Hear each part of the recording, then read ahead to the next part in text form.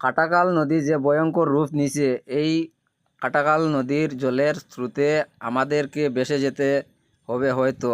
আমি শুনছি যে নারায়ণপুরের বাঁধ বেগে জল ঢুকছে, তাই আমি ভাবলাম ওই জায়গায় নারায়ণপুরে গিয়ে আমি বাঁধটা আসলে দেখে আসবো, আসলে কি বাঁধ বেগে জল ঢুকছে নাকি। আমি এখন বর্তমানে নারায়ণপুরে এসে গেছি।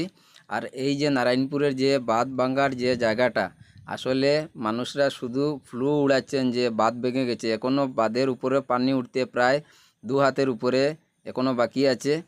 কিন্তু কাটাকাল নদীর যে স্রোত অনেক বেশি, প্রায় 40 কিলোমিটার বেগে নদীর স্রোত যাচ্ছে। আপনারা দেখতে পাচ্ছেন এই যে নদীর স্রোতে ঘর বাড়ি অনেক কিছু ভেসে যাচ্ছে নদীর স্রোতে। এই আর এখানে এই যে আসলে যে জায়গাটা নারায়ণপুরের, এই বাঁধটা এখনও বাঁধের উপর দিয়ে জল আসতে প্রায় 3 ফুটের উপরে জায়গা এখনও বাকি রয়েছে এই জায়গায় জল উঠতে।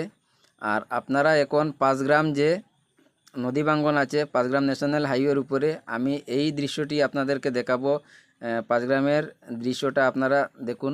আর এই যে নদীর স্রোত কাটাকালের যে নদী যে ভয়ঙ্কর গুলা দিয়েছে, এটা আমাদেরকে সতর্ক থাকতে হবে। আর এখন আমি 5 গ্রামে এসে গেছি। 5 গ্রামেও ন্যাশনাল হাইওয়ের উপরে জল আসতে প্রায় এখনও এই জায়গায়ও প্রায় 3 ফুটের উপরে এখনও বাকি আছে। তবে যে হিসাবে জল বাড়ছে নদীর, এই হিসাবে কিন্তু আজকে রাত্রে হয়তো আমাদেরকে পুরা সাবধানে থাকতে হবে, কারণ আরও আগামী আরও 8-10 ঘন্টার ভিতরে কিন্তু এই রাস্তাটা পুরা ডুবে যাওয়ার আশঙ্কা রয়েছে। কারণ বরাক নদীর জলও বাড়ছে, আপনারা দেখতে পাচ্ছেন পুরা নদীটা একদম সমুদ্রের মতো হয়ে গেছে। আর এই ন্যাশনাল হাইওয়ে জল উঠতে আর কিছু সময় লাগবে হয়তো। আপনারা আমার এইগুলা ভিডিও পেতে আমার চ্যানেলটিকে সাবস্ক্রাইব করে রাখবেন। আমি সবসময় এই রকম দৃশ্য আপনাদের সম্মুখে তুলে ধরবো, কারণ আপনারা যাতে এই ভিডিওগুলো দেখে আপনারা সচেতন হতে পারেন।